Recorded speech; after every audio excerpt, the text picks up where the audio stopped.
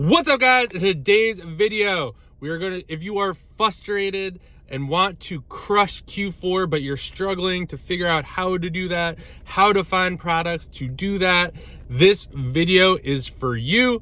I got a question from an Instagram follower saying they were following my content. They just did their first 3K by watching my free content. And I asked if I could help them with anything. And this is the question that they sent me. So I feel like a lot of other people are probably struggling with this. My first Q4 was 2 years ago and was part-time because I had a full-time book business. Last year was my first full-time Q4, and this year will be my second, just OA. So this is going to be a video I wish I saw when I first started my very first Q4, because there's just a lot of stuff I didn't know, and now knowing what I do know, this is going to be a video for that. And this even works if you're trying to scale your business because the principles are the same. Please subscribe to the channel. It would mean the world to me if you find this valuable. Let's get into it. So the question is, I am very new to this. I am frustrated because I want to kill Q4. And I feel like I'm spending all my time learning. I just really want to get after it. I'm doing mostly online arbitrage and a little bit of RA. So, gotta switch my cards here.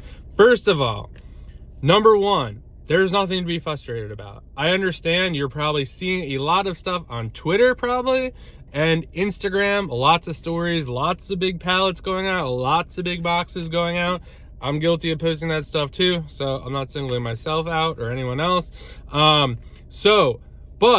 there's nothing to be frustrated about. If you were not selling on Amazon last year, which I assume you haven't been, just think about that. You did not have the opportunity to make money selling on Amazon during Q4 last year, but you have that opportunity this year. So even if you only made $2,000, $3,000, $4,000, $5,000, this Q4 is $2,000, $3,000, $4,000, $5,000 more than you made last year. So you always have to think of it like that.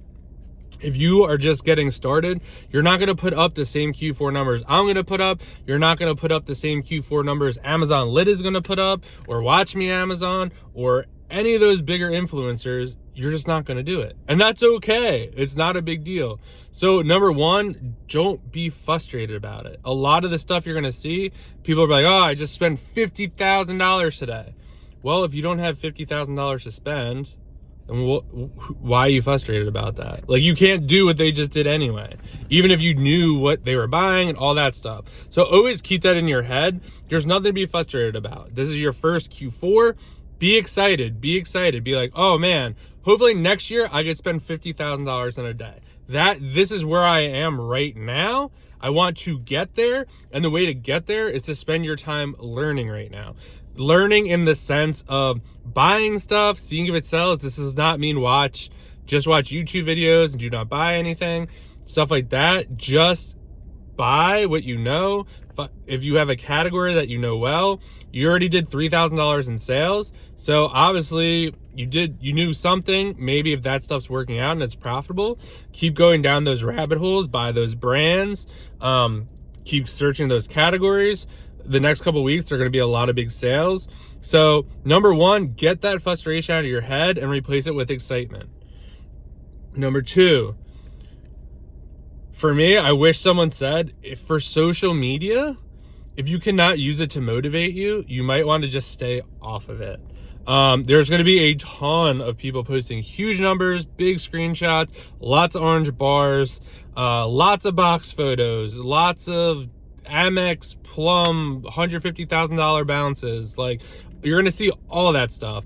And that's fine. Like, if you could use that to motivate you, if you could look at Amazon Lit Store and say, damn, I wish next year or 10 years from now, I want to do $75 million on Amazon.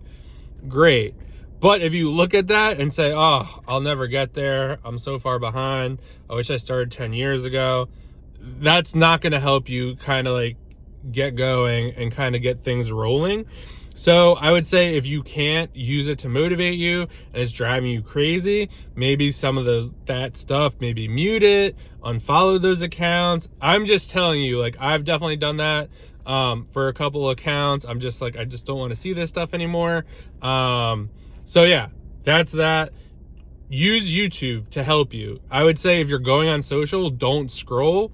Go on there with a point. You obviously sent me a DM with this question. So maybe if you're like, I have a question, maybe go to the person that you want to ask that question to. Just go to their profile, send them the DM and get off.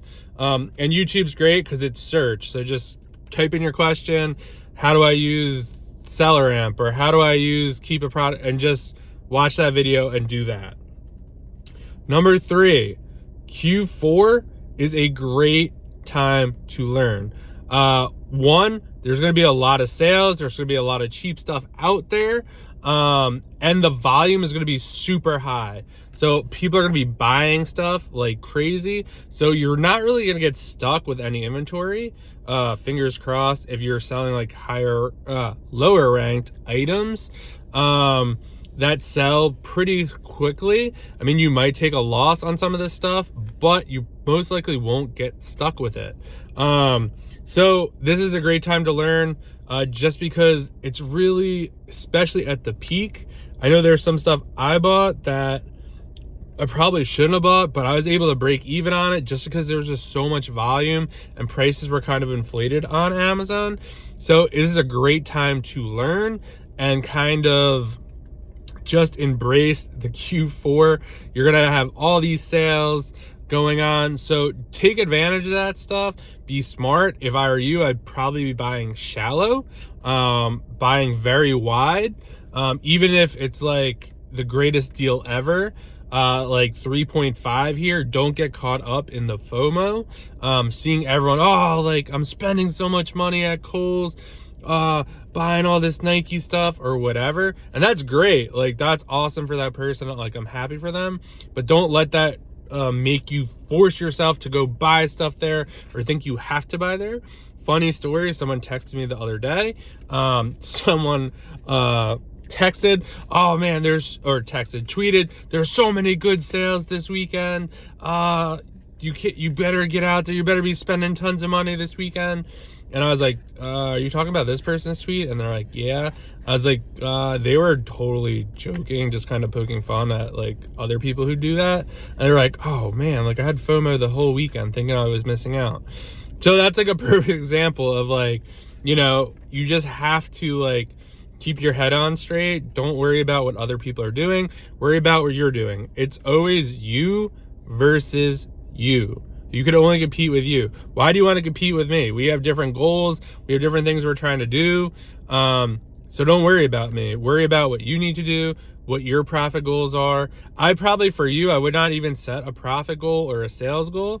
I would just try to do your best, and see what you could do, and then go from there and kind of use that for next Q4. Number 4.